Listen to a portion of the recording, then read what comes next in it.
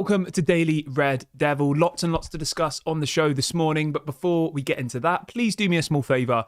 Go and subscribe to the channel. Bottom right hand corner. It's completely free to do so. And make sure to give the video a like. Let's try and see 500 likes on this episode. The more people that like the video, the more that YouTube will show this to other people. So go and do it. It really helps me out and I'd really, really appreciate it. Right, let's get straight on into it then. So the big story that broke last night is around Napoli's Khvicha Kvaratskhelia. I think I've pronounced that pretty well. It's a difficult name to pronounce, isn't it? Khvicha Kvaratskhelia. I think that's good. Let me know. But the question I've got for you this morning is, do you think a swap deal, Marcus Rashford, in exchange for Khvicha Kvaratskhelia, would be a good deal? Let me know your thoughts in the comment section below. So this story came out from multiple different people last night that apparently Napoli are willing or are trying, let's say, to sell Khvicha Kvaratskhelia this window. Apparently he's valued at £67 million, which I think seems quite reasonable for a player of his quality. He has, I think it's only about 18 months left on his contract, hence why they're looking to potentially sell him. And apparently he doesn't want to sign a new deal at Napoli. So they're starting to get to a point where they're getting a little bit worried about that he might leave as a free agent. I think his deal's up next summer. So obviously they have this January, the summer, and that's kind of it really. So yeah, they need to start thinking about it. The only slight issue we have with this is that apparently Liverpool are also interested and apparently PSG are also interested. So it's going to be a relatively difficult deal to do, but what it might mean is maybe we don't get him, but maybe Napoli sell him and then they want to buy Rashford. Because remember, Napoli are going to have a massive amount of money then. They'll have £67 million sat in their bank, ready to find a replacement for Khvicha Kvaratskhelia, okay? And the other thing we have to consider here is that obviously Antonio Conte is reportedly a massive fan of Marcus Rashford. So you can see why the links of Rashford to Napoli are still kind of circling around. Let's have a little look. Yeah, so Khvicha Kvaratskelia's contract expires in June 2027. So not this summer, not the summer after, the summer after that. So he's got a while to go, to be fair. But for some reason, Napoli are happy to listen to offers. But obviously, they will need to find a replacement. I would say Marcus Rashford plays in the same position. Slightly different skill set, to be fair. I think Rashford's more of just runs down the wing, and that's kind of about it type forward, whereas Khvicha Kvaratskhelia does offer a lot more. But still, I think he'd be a good replacement for them. Obviously, Scott McTominay's gone to Napoli and done really, really well. So yeah, hopefully this domino, I always talk about the domino effect in transfers, don't I, where one piece falls down and then lots of other deals can happen. And hopefully that this Kvaratskhelia deal, whether he joins Manchester United or not, I think could have a massive domino effect on the rest of the market, because obviously if he goes, they're going to need a replacement. Who better? Marcus Rashford. He's available, cut price deal.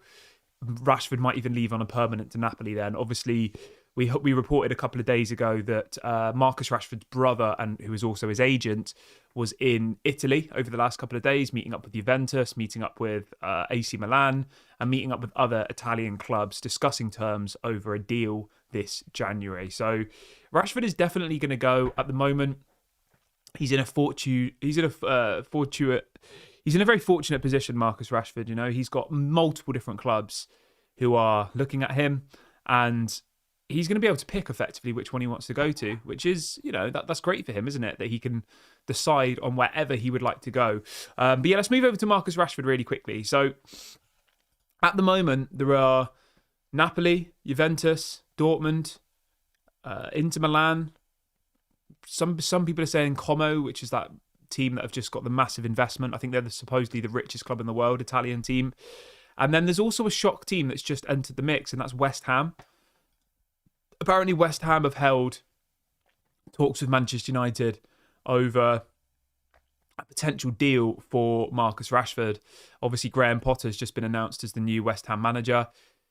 I would be very surprised if Rashford went to West Ham, to be honest. Like, going from Man United to West Ham, let's be fair, that is a step down. I know Man United are 13th in the Premier League, I get that. But, if Marcus Rashford moves to AC Milan or moves to Juventus or moves to Napoli, Like, that's a really good move for his career. Whereas if he goes to West Ham, like, let's be real. I know Lingard went there and he did well, but I just can't see it happening personally. But at the end of the day, it's good that there's lots and lots of teams interested in him, because all that's going to do is drive up the price.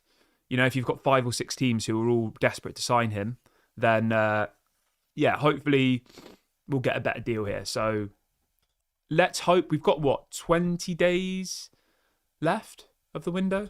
About 20 days left of the window. 20 days left. And let's hope that we can get this deal done. Let's hope that Rashford gets his move. Let's hope that we get as much money as we possibly can. And let's just move forward positively, you know? The only thing I wanted to say quickly about Khvicha, Kvaratskhelia and Liverpool. David Ornstein came out last night saying that apparently Liverpool have expressed interest in signing him. Did they not just sign Chiesa in the summer? And, like, he's barely played and they play in the same position? Which I find a little bit strange. Has Chiesa even played any football at all this season? I don't think he has he? Is he just injured or something? But yeah, I don't know. Does that mean that Chiesa would leave? Because I quite like Chiesa, but he is injury prone, isn't he? Yeah, Chiesa's only played 100 minutes of football this season. Strange. He was a player we were trying to sign in the summer, wasn't it, Chiesa? They bought him for only 12 million euros. Weird. But anyway, let me know what you think about the Rashford situation. Let me know what you think about the Khvicha Kvaratskhelia situation. Let's see what people are saying in the chat this morning. Hello, everybody. I hope you are good.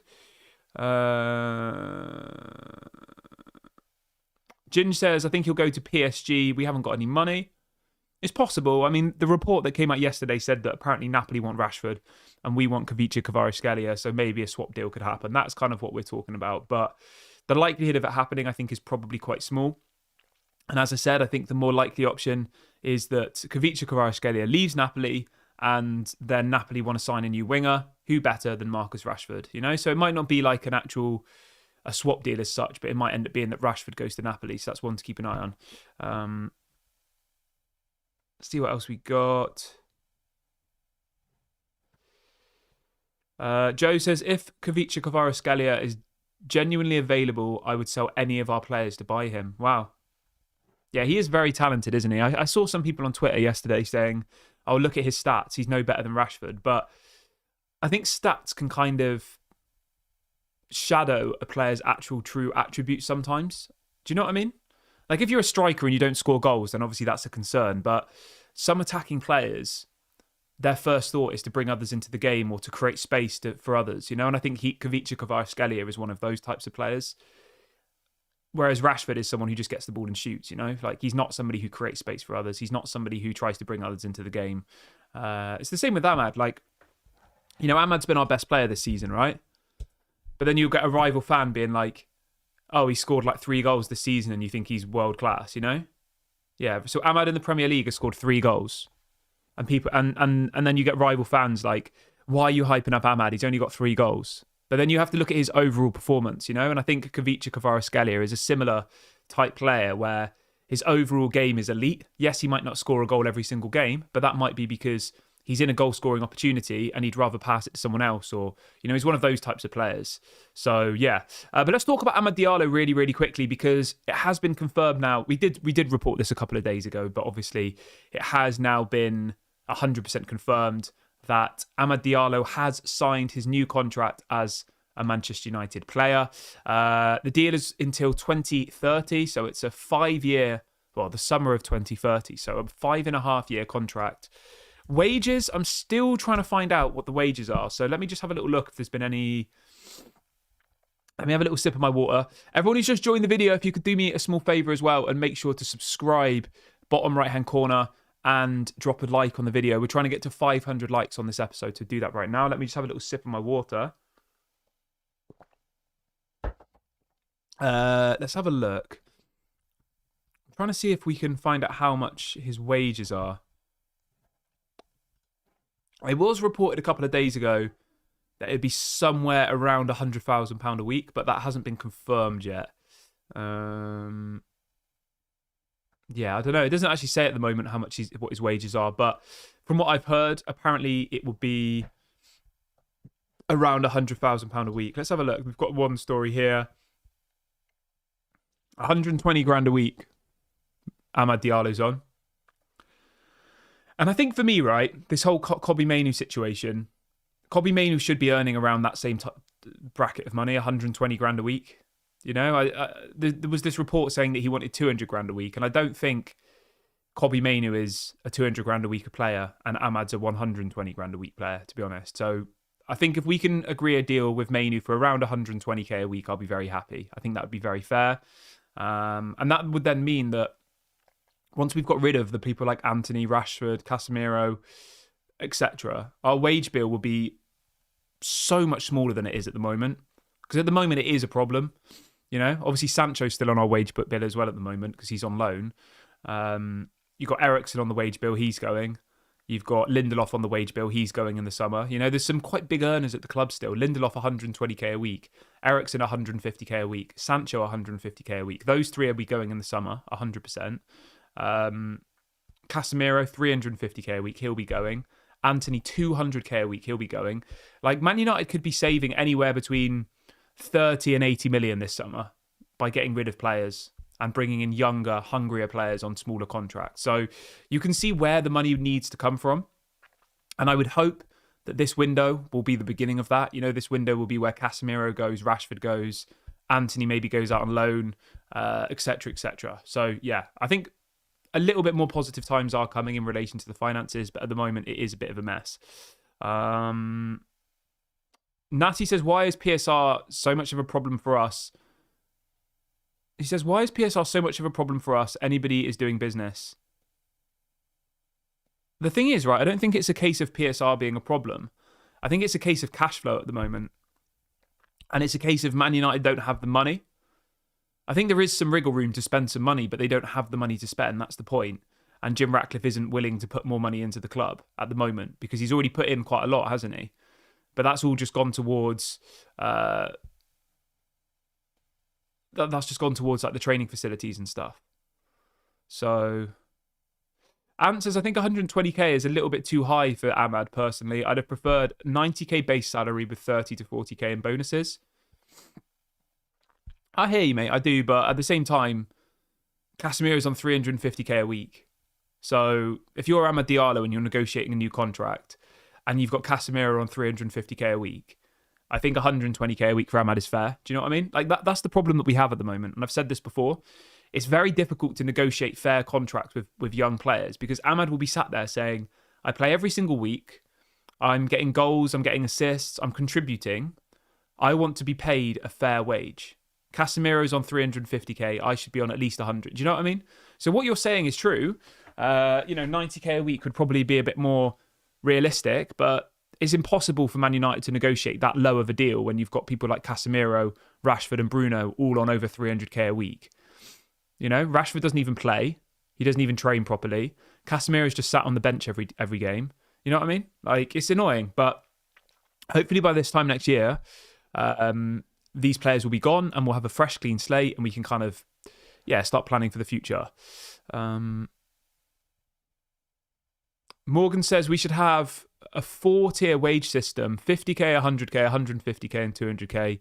All players must fit into the structure to create a transparent structure, bonuses to reward performance. I think that's what they're trying to work towards, mate. I do, but it's obviously a case of getting rid of the people on big wages before they can kind of implement this new wage structure. So hopefully, this happens. But at the moment, it is so difficult because obviously Amad's contract was running down and he could have effectively left for nothing. So, yeah.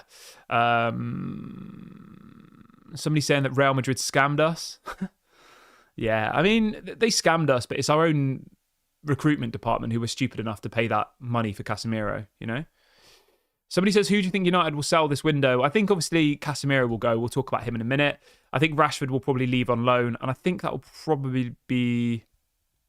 Yeah, I think that'll probably be it. But let's move over to Casemiro then, shall we? Because we had a couple of reports come out last night suggesting that apparently Casemiro to Saudi is looking like a very, very close deal.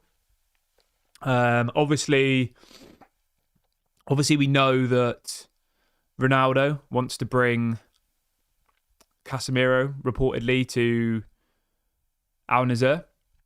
And the report this morning is suggesting that apparently Manchester United will receive a fee of around £25 million for Casemiro, which isn't bad. Because remember how it works with transfers, right? You have something called amortization, which is where in your financial books, you can spread the cost of a transfer over the amount of years of the contract. So in the case of Casemiro, he's on a 4-year contract, right? So you do 70 million divided by 4. So effectively on our books, we're paying £17.5 million per season for Casemiro, right? That's not including the wages. That's just his transfer fee. So he's been here for 2.5 years. So if we times that by 2.5, so we've paid £43.8 million, say £44 million so far for Casemiro, right? And then we sell him for 70 million. We sell him for 35. I'm sorry, my brain isn't quite working. We've paid 44 million euros for Casemiro so far. The transfer total was 70. So 26 million euros left to pay. Yeah, so we would be making a little bit of a profit. Obviously not on the overall transfer, but on the amortization. Because as I said, the transfer fee on your financial books is paid and split over the length of the contract. So we only have 26 million euros left to pay, and the reports are suggesting that we will get around 30 million. So it's not going to be massive profit, but obviously when you consider the fact that we'll be removing his wages as well, which is like £350,000 per week, 1.5 million a month. I mean, that's just mad, isn't it? To think that we pay Casemiro nearly 1.5 million a month in wages. Like, who signed off on that deal? Who was sat there and thought, oh yeah, that's a good idea. Let's give him 350k. Like, bizarre. I guess the argument would be that, you know, Casemiro has a massive brand. He's a really well-known player. He probably brings in sponsorship deals in territories that we didn't have before. And that's probably how the Glazers and John Murtaugh and Richard Arnold looked at the situation. They probably thought, he's not worth 350k on the pitch, but off the pitch, I think he'll bring us in that amount of revenue and sponsorships and adverts and all the rest of it. And remember, for the last decade, that's what Manchester United have looked at. They've not paid wages based on what the player can bring on the pitch. They've given them wages based on their commercial value. And I think Casemiro as a commercial oddity is very valuable. So that's probably where they got that figure, but it's still ridiculous. This is a good question. Natty has said, what are your expectations for this season? And I'm going to ask that back to the chat, actually, because I think that is a really good question. Thank you for your question. What are your expectations for this season? Let me know in the comment section now. I think a top 10 finish would be, I mean, I wouldn't be happy with it, but I think that's kind of got to be the minimum. Top 10 finish. How realistic is that? Let's have a look. So 10th place is currently 6 points ahead of us. Our next game is Southampton. Yeah, I think if we can finish in the top 10, we're not going to get top 4. I would say it's impossible to get top 4 unless we win every game now for the rest of the season. We are currently 13 points off top 4 and 12 points off 5th. So yeah, I think if we can finish in the top 10, I'm not going to be happy with that, but I think it would be a lot better than finishing in the bottom half. And for me personally, it's always been, I said this in the summer, even when the mood was really positive, I said my goal for this season is to win the Europa League.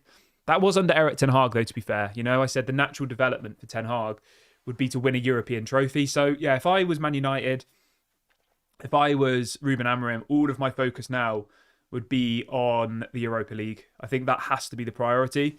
It does get you Champions League football next season. I think it is a winnable competition. When you look at the other teams that are in the Europa League, like the other best teams at the top are Galatasaray, who I think we can beat on our day. Rangers, I think we'll beat.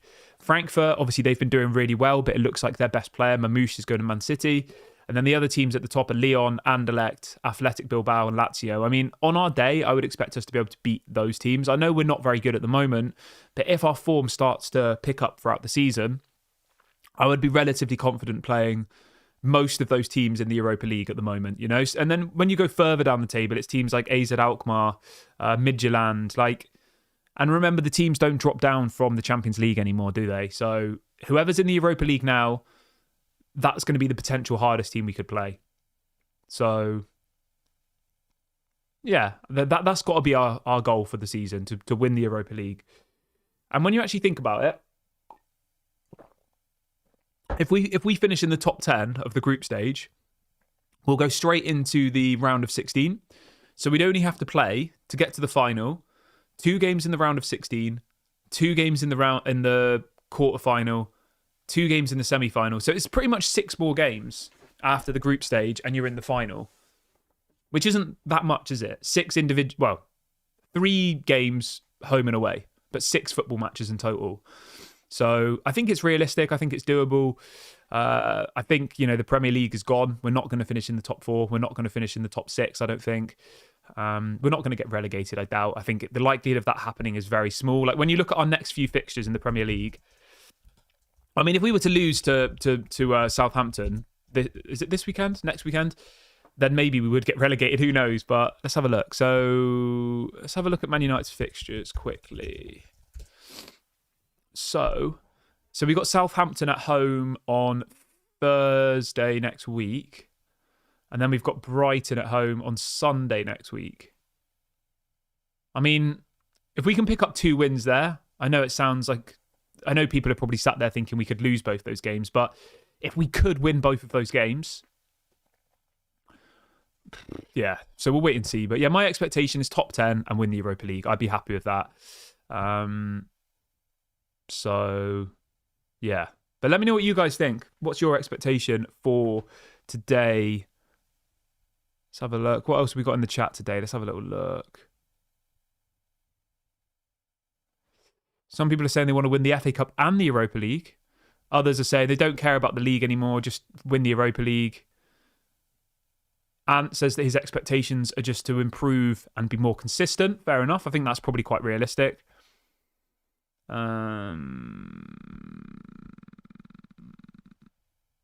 Greg said, is there any news on Sheikh Jassim buying out the Glazers, or is it clickbait? I've not seen that anywhere. Who's reporting that Sheikh Jassim's going to buy out the Glazers? Let me know. I've literally heard absolutely nothing about Qatar coming back to the market. I think the likelihood of that happening is probably 0 at the moment. So I don't know who's reporting that, but Nathan says Marcus Rashford won't feature for Manchester United ever again. It all depends, doesn't it? It all depends if they can sell him. If they can't sell him, then you might see him in a Man United shirt again. But I would say that Rashford probably, won't play for Man United again. Yeah, I don't know what someone's saying about Sheikh Jassim buying up the Glazers. I've not seen that anywhere, so I don't know. I don't know who's saying that. But anyway, I'm going to wrap the video up here, guys. Someone's saying it's on Facebook. Yeah, I would say it's just fake. Yeah, definitely fake. There has been no links to Qatar and Manchester United for about a year. So anybody who's saying that Qatar is going to come and buy the club it's just clickbait. It's just farming for engagement, whatever you want to call it. But anyway, I'm going to wrap the video up here, guys. Thank you very much for watching the show this morning. I really do appreciate it. Don't forget to drop a like before you leave. Subscribe to the channel if you're new. I will most likely be back live later on today. Obviously, if anything breaks, I'll go live as well. Have a great day, everybody, and I'll speak to you all later. Bye for now.